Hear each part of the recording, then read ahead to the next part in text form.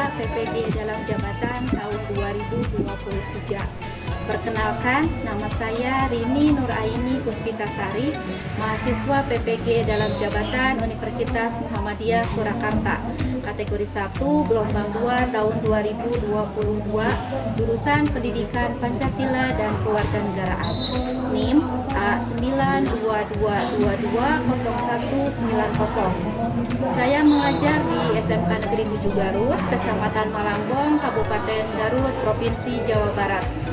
Mata pelajaran yang saya ampu, Pendidikan Pancasila dan Kewarganegaraan.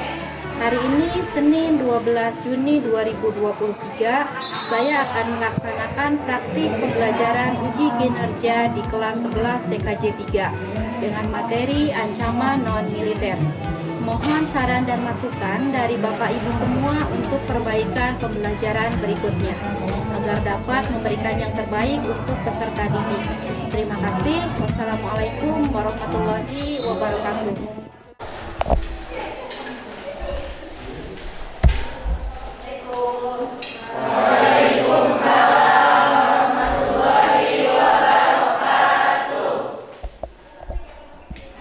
Duduk siap.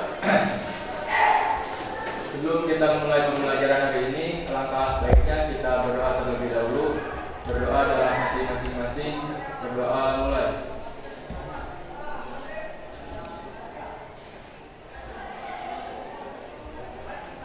Hari ini ada yang hadir? Ada. Siapa? Nanda, Edo, sama Asep. Edo sama Asep. Kenapa Edo sama Asep? Sakit. Ya, mudah-mudahan Edo sama Asep segera pulih kembali, segera sehat kembali, dan dapat bergabung lagi dengan kita dalam pembelajaran PPKN berikutnya. Kerapihannya dulu. Kira-kira masih ada yang nggak rapi? Kalau nggak ada yang nggak rapi, coba silakan dirapikan dulu. Kalau misalkan kalian masih melihat ada sampah di sekitar kalian, pungut kembali dan buang di tempat sampah di luar kelas. Oke.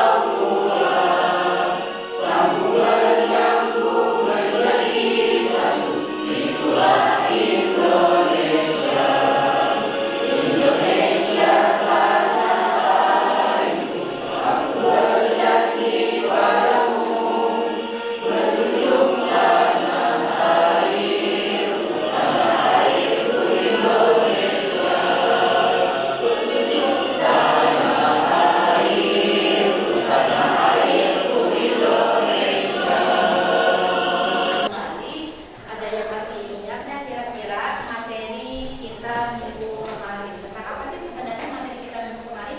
Ada yang masih ingat? Coba, masih ingat? Ya, ancaman militer. Benar, betul sekali. Minggu kemarin itu kita belajar mengenai ancaman militer. Tapi ada yang masih ingat lagi nggak pengertian ancaman dan ancaman militer tadi? Ya, ancaman baik yang negeri maupun luar negeri yang dinilai dapat membahayakan kedaulatan negara, keutuhan wilayah, dan keselamatan segenap bangsa. Betul, bagus sekali jawabannya. Ternyata masih ingat mengenai pengertian dari ancaman tadi. Itu ancaman. Kalau ancaman militer? Ya, Andini. Ancaman militer adalah ancaman yang menggunakan senjata. Ancaman militer pastinya ancaman yang menggunakan senjata. Betul sekali.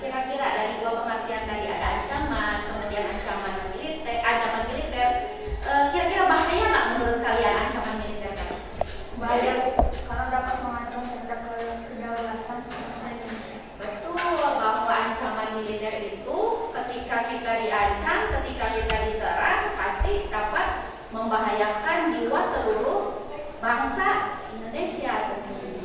Kemudian masih ingat bentuk-bentuknya, bentuk-bentuk ancaman militer? Masih? Coba tunjuk tangan siapa yang masih ingat? Agresi, satu agresi. Kemudian Pelanggaran wilayah. dua pelanggaran wilayah. Lagi Sabotase. sabotase, Invasi. Rais, pemberontakan, apalagi? Aksi teror bersenjata. Ada lagi? Jadi ada berapa? Ada delapan. Tadi yang sudah disebutkan di awal oleh teman-teman kalian. Alhamdulillah berarti kalian masih ingat pelajaran minggu yang kemarin. Nah, Pak, siapa yang mau membacakan tujuan pembelajaran kita hari ini? Kemudian itu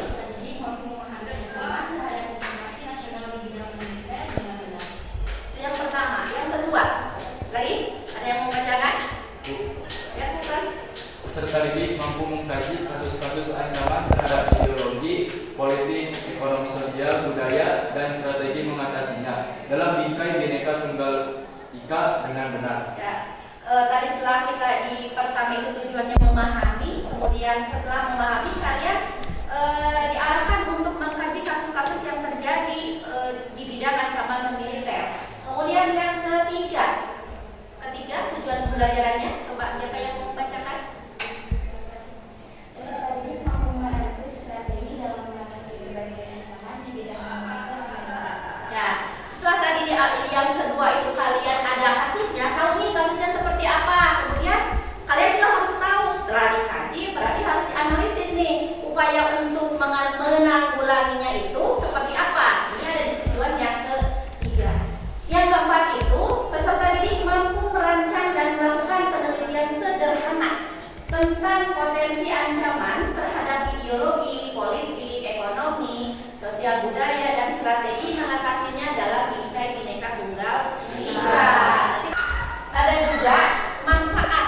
Jadi setelah kalian mempelajari ancaman non militer ini, diharapkan ada manfaatnya tentu dalam kehidupan kalian, kehidupan sehari-hari. Yang pertama itu menumbuhkan rasa beberapa langkah atau beberapa kegiatan yang akan kita lakukan. Di antaranya nanti kalian akan disajikan gambar, kemudian disajikan video, dan terakhir nanti ada lembar kerja peserta didik atau LKPD yang harus kalian kerjakan secara berkelompok. Nah itu yang harus kita kerjakan hari ini. Kemudian, nah ini setelah proses pembelajaran ini ada 3 penilaian yang akan kita lakukan. Yang pertama ada penilaian sikap. Jadi penilaian sikap ini dilakukan selama proses pembelajaran. Dari awal tadi ketika masuk sampai nanti akhir pembelajaran kalian dinilai sikapnya seperti itu. Yang keluarkan handphonenya, ibu akan share link Google untuk mengetahui kemampuan awal kalian mengenai ancaman non militer.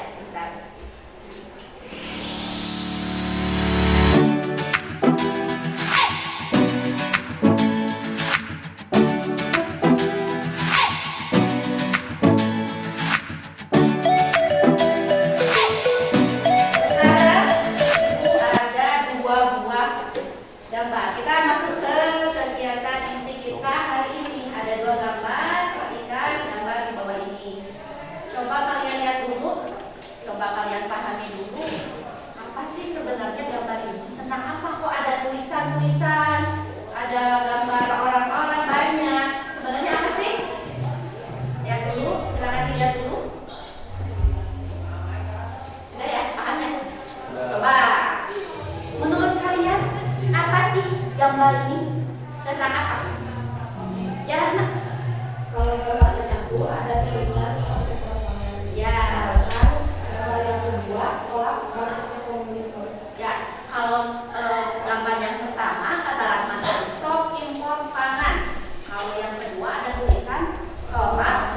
bangkitnya kembali komunisme sekarang. Benar, tulisannya benar ya? Benar, betul tulisannya. Tapi ada yang lebih paham nggak atau ada yang paham lagi nggak makna di balik tulisan-tulisan yang ada di layar? Coba, siapa?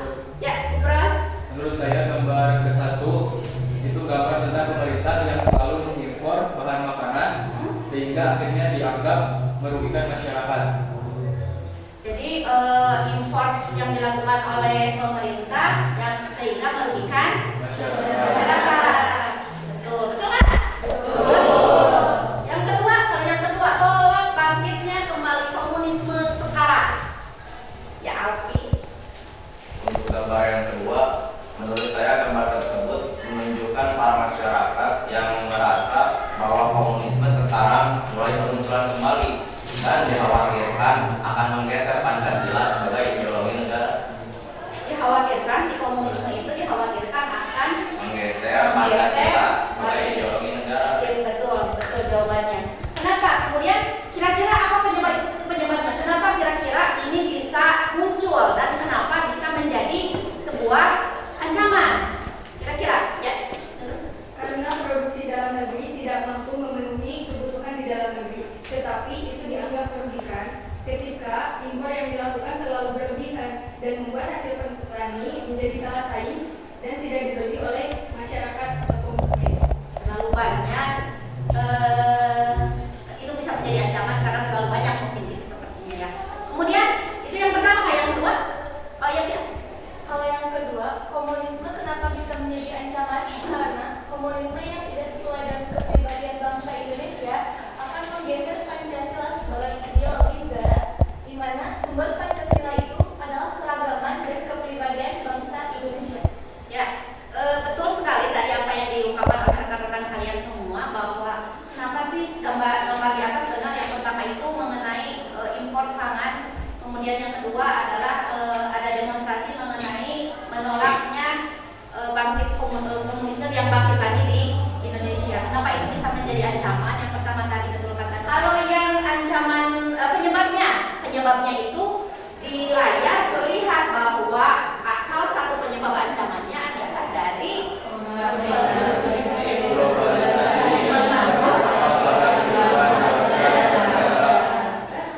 Jadi salah satu penyebab dari ancaman non militer itu adalah pengaruh negatif globalisasi.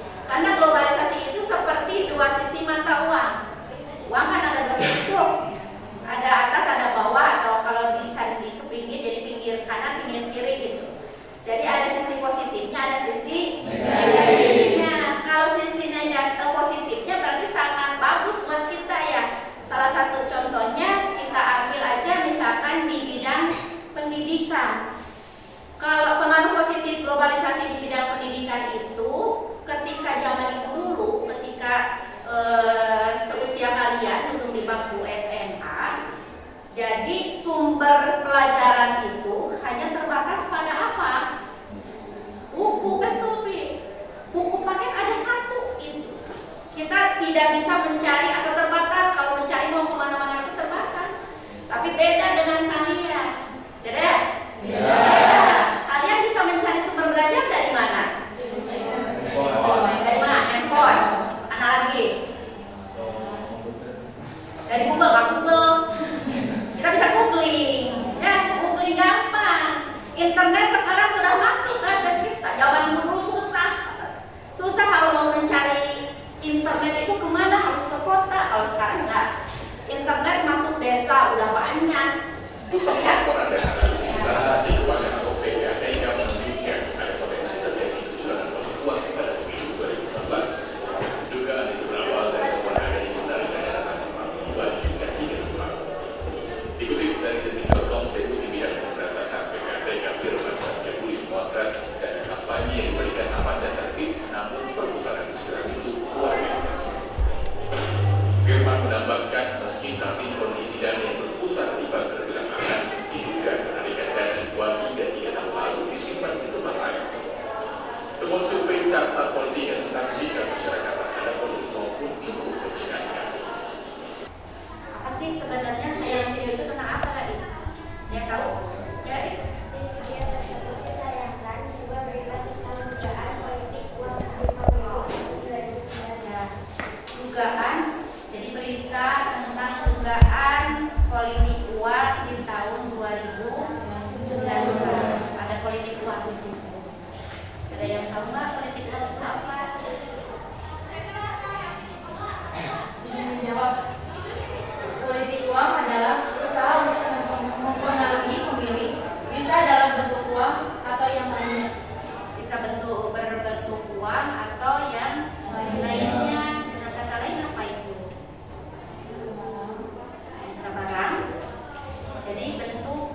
uang. Dengan kata lain, politik uang itu adalah uang.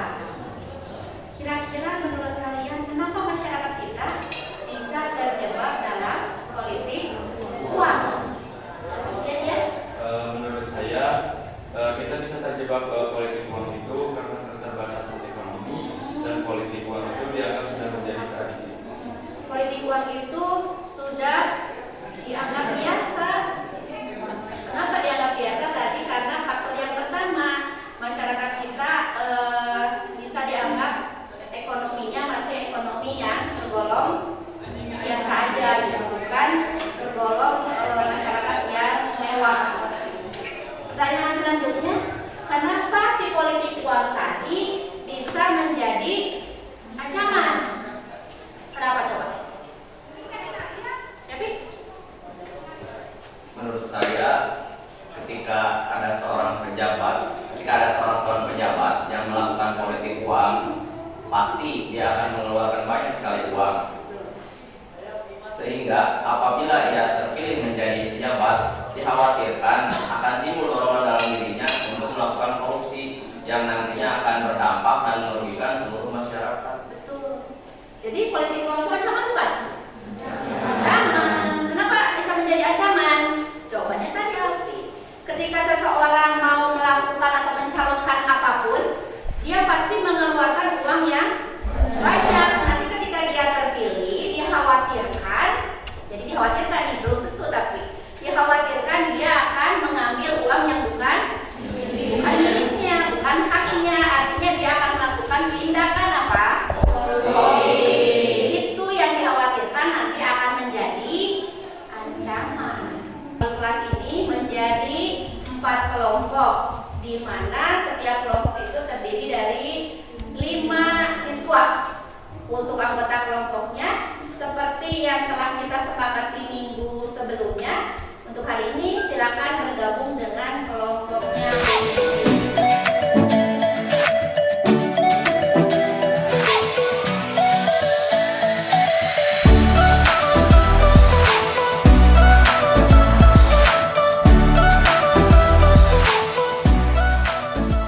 Nanti kalian pengerjaannya silakan kerjakan dalam bentuk PowerPoint.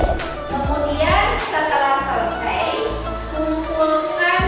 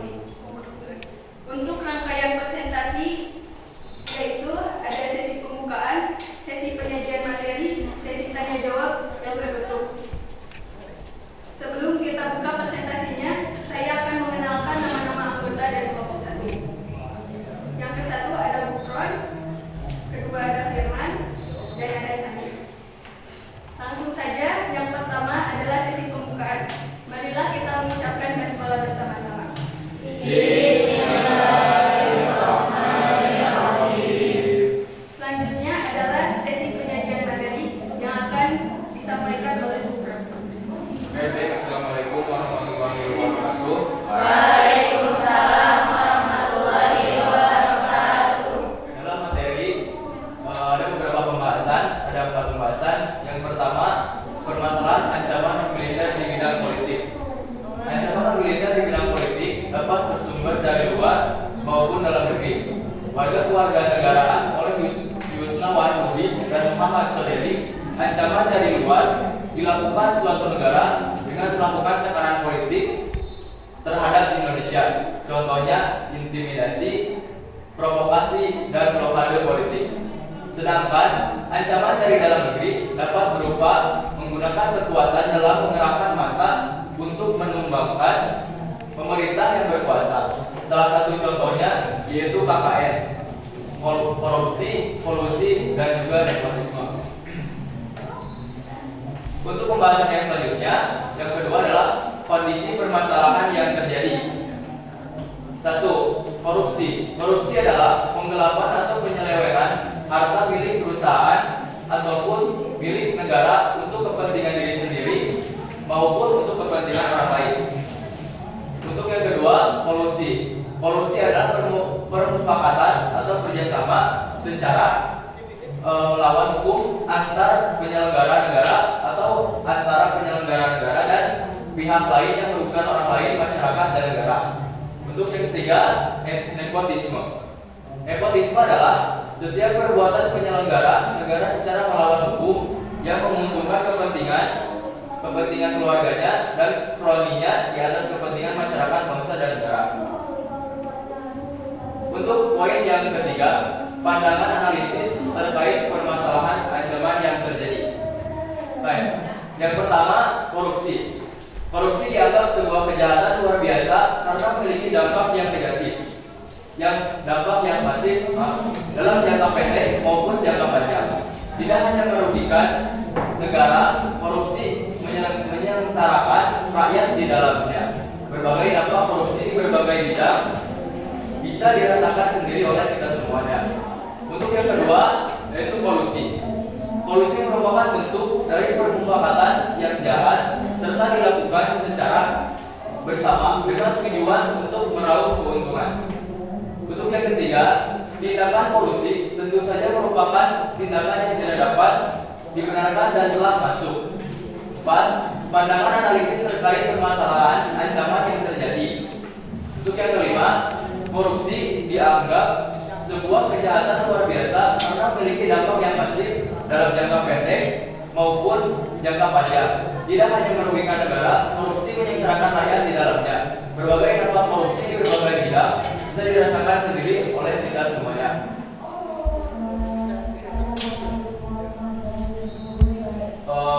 Untuk yang terakhir adalah upaya yang dilakukan untuk mengatasi permasalahan ancaman tersebut.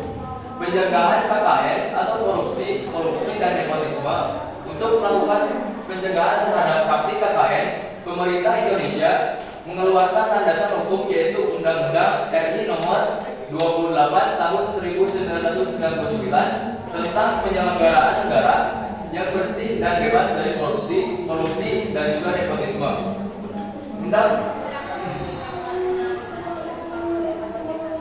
Undang-Undang Nomor 28 Tahun 1999 tersebut disahkan di Jakarta pada 19 Mei 1969 oleh Presiden ketiga RI yaitu Bahrudin Yusuf Habibie atau B.J. Habibie dalam pasal 5 Undang-Undang Nomor 28 Tahun 1999 penyelenggara dituntut menjalankan tugas dan fungsinya secara sungguh-sungguh, penuh rasa tanggung jawab, serta secara efektif, efisien, bebas dan korupsi, kolusi, dan juga nepotisme.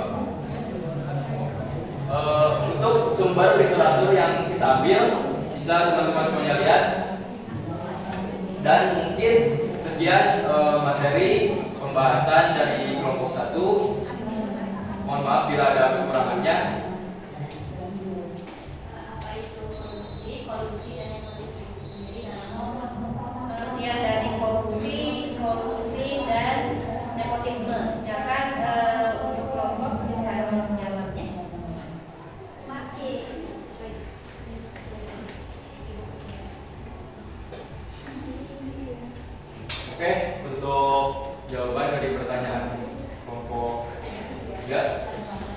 Yang pertama tentang korupsi. Korupsi adalah penggelapan atau penyelewengan harta milik perusahaan ataupun milik negara untuk kepentingan sendiri maupun untuk kepentingan orang lain. Untuk yang kedua, kolusi. Kolusi adalah bermufakatan atau kerjasama secara melawan hukum antar penyelenggara negara atau antara penyelenggara negara dan pihak lain yang merugikan orang lain, masyarakat, dan negara. Untuk yang ketiga, nepotisme. Assalamualaikum warahmatullahi wabarakatuh. Waalaikumsalam warahmatullahi wabarakatuh. Perkenalan dulu ya. Karena ada pepatah yang mengatakan tak kenal maka tak sayang. Kalau udah kenal jangan sampai terlalu sayang. Ini saya sebagai moderator dan juga rekan-rekan saya ada Alia, ada Firna Fiani, Amalia Abdulliani, berdirinya kami di sini untuk mempresentasikan hasil diskusi tadi ya, bukan untuk mempresentasikan prestasi. Kalian tahu nggak sih apa itu westernisasi? Seiring perkembangan zaman, masyarakat, budaya, teknologi pun juga ikut berubah menyelesaikan perkembangan. Namun yang perlu diingat adalah walaupun zaman ini berkembang menuju ke zaman yang lebih modern, dengan munculnya tren fashion sebagai masyarakat Indonesia justru merupakan budaya sendiri dengan ikut-ikutan dengan gaya yang kebarat-barat. Ada pertanyaan? Izin tanya, sebutkan apa saja contoh westernisasi itu? Izin menjawab. Contoh dari westernisasi itu pertama, cara bicara yang kasar, kedua, penggunaan gadget, ketiga, gaya hidup barat, keempat, penggunaan bahasa asing, kelima, pakaian yang tidak sesuai aturan, dan yang terakhir, keenam, kurangnya rasa hormat kepada orang lain yang lebih tua. Assalamualaikum warahmatullahi wabarakatuh. Waalaikumsalam warahmatullahi wabarakatuh. Selamat pagi teman-teman. Baik. Salam sejahtera. Semoga kita semua selalu dalam lindungan Tuhan yang Maha Kuasa. Baik. Di sini kami akan membahas tentang ancaman dan militer di bidang ideologi, khususnya dalam liberalisme. Sebenarnya apa sih liberalisme? Di sini kami mengambil 3 permasalahan. Pertama, permasalahan ancaman dan militer yang dibahas dan kondisi permasalahan yang sedang terjadi. Kedua, pandangan analis terkait permasalahan ancaman yang terjadi. Ketiga, upaya yang dilakukan untuk mengatasi permasalahan ancaman tersebut.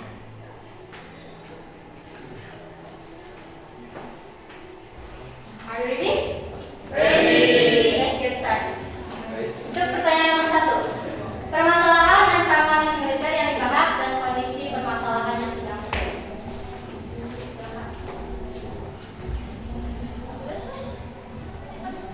Liberalisme adalah ideologi pandangan filsafat dan tradisi politik yang didasarkan pada pemahaman bahwa kebebasan dan kesamaan hak adalah nilai yang sama. Kaum liberalis menolak adanya pembatasan, khususnya dari pemerintah dan agama. Liberalisme menghendaki pertukaran gagasan yang bebas, ekonomi pasar yang mendukung usaha pribadi, dan sistem pemerintahan yang transparan. Terdapat beberapa upaya untuk menghadapi ancaman di bidang ideologi, khususnya liberalisme, yaitu pertama, memberi informasi kepada rakyat supaya tidak mudah percaya terhadap pengaruh asing. Kedua, pemahaman ideologi Pancasila harus dilakukan sejak duduk di bangku sekolah seperti kita. Ketiga, membentengi diri melalui pemimpin agama. Keempat, menumbuhkan sikap bela negara dan memperdalam rasa cinta terhadap negara.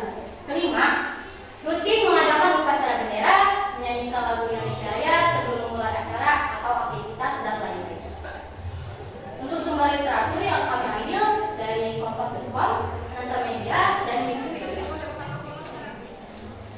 Mungkin itu yang dapat kami sampaikan. Sebelum kami tutup, apakah ada yang ingin ditanyakan terlebih dahulu? Silakan Mas. Izin bertanya, Silakan. mengapa liberalisme menjadi ancaman bagi negara kita? Sebelumnya dijawab, karena ideologi tersebut atau liberalisme dinilai bertentangan dengan ideologi Indonesia Indonesia, yaitu ideologi Pancasila. Cukup. Baik, silakan ada yang bertanya lagi? Silakan. Sebutkan contoh dari liberalisme itu sendiri. Izin menjawab. 1. Adanya perekonomian yang bebas aktif. 2. Adanya globalisasi di berbagai sektor. Kemudian adanya kebebasan mengeluarkan pendapat dan juga bebas Cukup. Baik, mungkin itu saja yang dapat Bapak kami sampaikan. Terima kasih atas segala perhatiannya. Mohon maaf apabila ada kesalahan, karena kita semua tahu ya, kesempurnaan hanyalah milik Tuhan Yang Maha Kuasa. Sedangkan kita sebagai manusia tidak luput dari yang namanya kesalahan. Betul tidak? Betul. Ada yang mengurangi? Ancaman ekonomi internal adalah ancaman yang berasal dari dalam atau dari dalam diri sendiri atau dari dalam negara tersebut. Ancaman ekonomi dalam satu hukum ini bisa berupa inflasi, pengangguran, infrastruktur yang kurang memadai, kinerja ekonomi, kebijakan pemerintah, kebijakan ekonomi pemerintah yang buruk dan sebagainya. Selanjutnya, untuk ancaman ekonomi eksternal adalah ancaman ekonomi yang berasal dari luar negara tersebut. Ancaman ekonomi ini bisa berupa ketergantungan yang tinggi pada pihak asing, gagal bersaing dalam era globalisasi dan pasar bebas, kinerja ekonomi yang buruk, pemberlakuan embargo, dan sebagainya. Contoh ancaman non-militer bidang ekonomi yang bersifat internal adalah pengangguran. Pengangguran menjadi salah satu yang ada di Indonesia, dan setiap tahun tingkat pengangguran di Indonesia ini semakin tinggi saja. Jika tingkat pengangguran di Indonesia semakin tinggi, maka itu sama saja seperti juga meningkatkan tingkat kemiskinan. Pengangguran yang angkanya tidak besar ini menjadi salah satu ancaman yang terjadi di dalam bidang ekonomi dari dalam negeri. Menjadi salah satu ancaman ekonomi karena dampaknya bagi negara pun juga besar, karena tingkat pengangguran yang tinggi bisa menghambat kemajuan bangsa. Sebelum dilanjut, apakah ada yang ingin ditanyakan terlebih dahulu? Bagaimana sih cara mengatasi tingginya angka pengangguran di Indonesia? Juga pengangguran. 1. Kurangnya lapangan pendidikan di Indonesia. 2. Kurangnya lapangan kerja di Indonesia. 3. Meningkatkan teknologi sehingga pekerjaan manusia mulai tergantikan oleh mesin sehingga menimbulkan banyak pengangguran. 4. Kompetensi pekerjaan yang tidak sesuai dengan kebutuhan. 5. Ketimpangan pendapatan. 6. Urbanisasi. 7. Adanya pasar global. 8. Ekonomi yang tidak stabil. Silakan, ada lagi? Apa penyebab tingginya angka pengangguran di Indonesia? Dalam mengatasi pengangguran, yaitu ada 8 poin. Pertama, mengembangkan dan mendukung usaha wira swasta. 2. Mendorong pendidikan. 3. Meningkatkan pelatihan kerja dan pelatihan keterampilan untuk industri modern. 4. Mendorong terbuka usaha yang internal. 5. Menjalankan program KB. 6. Menciptakan lapangan kerja yang bersifat padat karya. 7. Membuka lebih luas lagi kesempatan untuk bekerja ke luar negeri. 8. Meningkatkan usaha transformasi. Untuk sumber literatur yang kami mengambil dari idscript.com. Apakah perlu kami lihat? Jangan ngerti. Sekian dari kami. Mohon maaf apabila terdapat banyak sekali kesalahan baik dalam kata-kata ataupun dalam materi yang kami isi. Apakah ada masih banyak kekurangan? Mohon maaf atas segalanya. Terima kasih. Wassalamualaikum warahmatullahi wabarakatuh. Waalaikumsalam warahmatullahi wabarakatuh. Telah kita laksanakan. Alhamdulillah semuanya presentasinya luar biasa, dengan PowerPoint yang sangat menarik, dengan pantun-pantunnya, dengan slogan-slogannya, dapat menarik perhatian kita ke depan untuk melihat materi yang disajikan oleh setiap kelompok. Kemudian tadi kalau misalkan ada kelompok yang mendapatkan masukan atau pertanyaan, kemudian di PowerPoint-nya belum lengkap, silakan lengkapi dulu PowerPoint-nya. Nanti setelah pembelajaran berakhir bisa kalian setorkan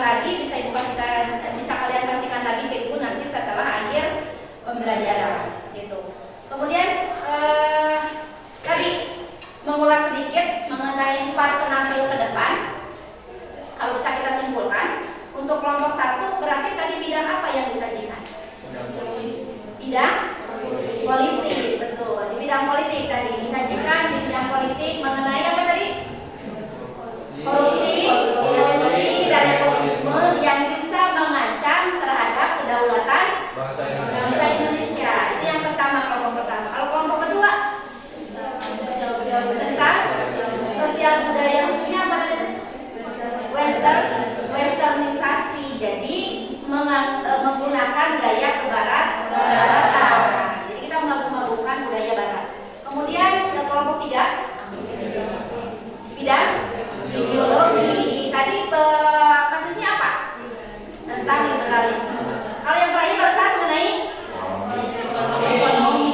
Betul. Nanti kalian sedikitnya sudah paham mengenai materi kita apa sih sebenarnya hari ini. Kemudian ada pertanyaan dulu sebelum kita lanjut. Pertanyaan paham? Coba share lagi. Kita uji kemampuan kalian di akhir. Ibu share ulang lagi mengenai melalui Google Form. Sebentar.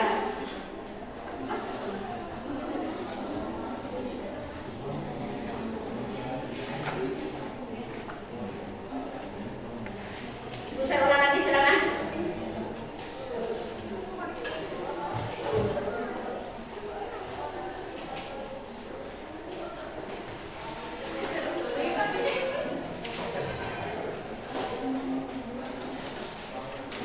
Silakan diisi. Kalau sudah, silakan kirimkan. Nanti kalian bisa lihat jawabannya secara langsung di situ.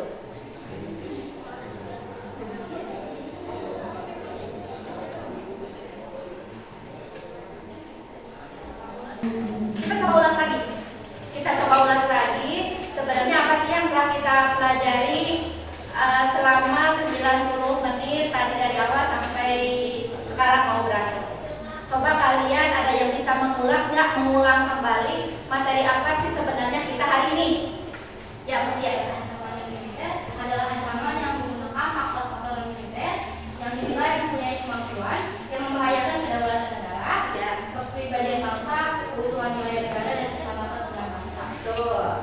Untuk bentuknya ada di bidang sosial budaya, Ya, budaya. ekonomi, ideologi, dan Satu lagi, yang tahu ekonomi, sosial budaya, ideologi dan politik. Dan untuk tugas di rumah, silakan nanti kalian coba dicatat. Coba kalian cari mengenai artikel tentang ancaman non militer. Satu artikel saja, nanti dikumpul satu kelompok, tetap berkelompok ya. Satu kelompok, satu artikel. Tuh. Kemudian sudah dicatat? Sudah. Untuk materi minggu depannya, kalian kan hari ini sudah mengetahui ancaman non militer itu seperti apa, kasusnya apa aja, kemudian upaya-upaya yang dilakukan atau strateginya seperti apa sudah kalian ketahui.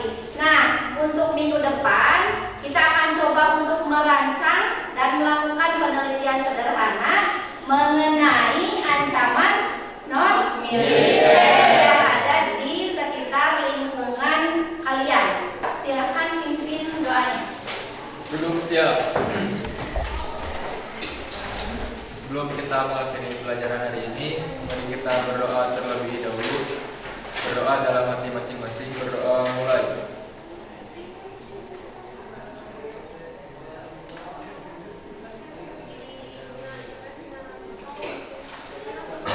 Berdoa selesai.